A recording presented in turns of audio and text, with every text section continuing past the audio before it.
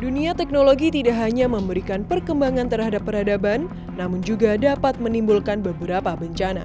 Di Indonesia, tidak sedikit bencana teknologi yang pernah terjadi, seperti pada kejadian lumpur lapindo Sidoarjo, kebocoran kapal tanker di Nias Utara, dan masih banyak lagi. Yang baru saja terjadi pada Jumat 3 Maret 2023 adalah kebakaran hebat di kawasan Depo Pertamina Pelumpang, Jakarta Utara. Polri menyebutkan kebakaran terjadi saat pengisian BBM jenis Pertamax di lokasi. Hingga kini belum diketahui penyebab pasti dari kebakaran Depo Pertamina Pelumpang. Akibat kebakaran tersebut, belasan orang meninggal dan puluhan mengalami luka-luka. Rumah warga di sekitar depo kini hanya tersisa puing-puingnya. Dalam konteks penilaian risiko ini ada 3 komponen utama. Yang pertama itu ancamannya dari sisi hazard. Kita bisa melihat kejadian-kejadian kecelakaan industri ataupun kalau dalam konteks ini kebakaran misalnya di spot-spot mana saja.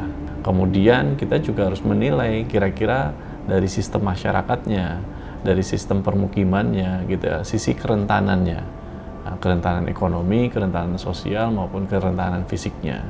Dan juga yang terakhir komponennya adalah kapasitasnya. Kita harus mengetahui masyarakat di lingkungan sekitar sana aware atau tidak, apakah memang mereka menyadari ada ancaman potensi ancaman bencana teknologi di sekitaran mereka, dan mereka harus kita lakukan peningkatan kemampuannya, kapasitasnya, sehingga dalam waktu tertentu mereka bisa disiapkan untuk bisa merespon kejadian emergensi.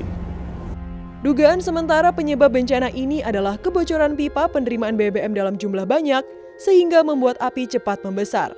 Lantas, apakah terdapat penyebab lain dari bencana ini?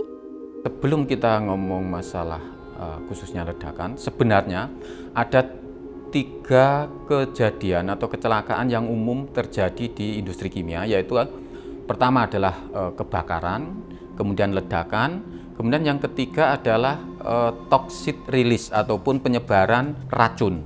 Kenapa itu terjadi ledakan? Bisa banyak juga kemungkinan ya. Misalkan adanya kebakaran, kemudian kebakaran itu menuju ke sumbernya, di mana sumbernya itu misalkan di tangki, karena ini tertutup sehingga dia di dalam tangki over temperatur, kemudian over pressure. Over pressure inilah yang menjadi ledakan.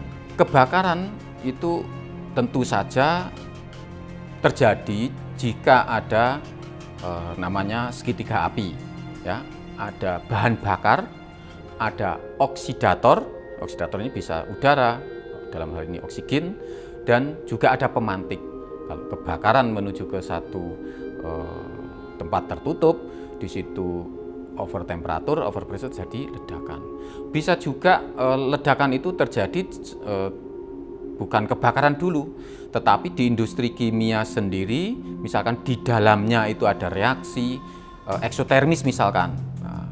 Eksotermis itu yang melepaskan panas dan tidak terkontrol misalkan, maka reaksi ini akan terjadi runaway reaction. Runaway reaction itu reaksi yang dengan begitu cepatnya sehingga over temperatur dan over pressure lagi, jadilah ledakan.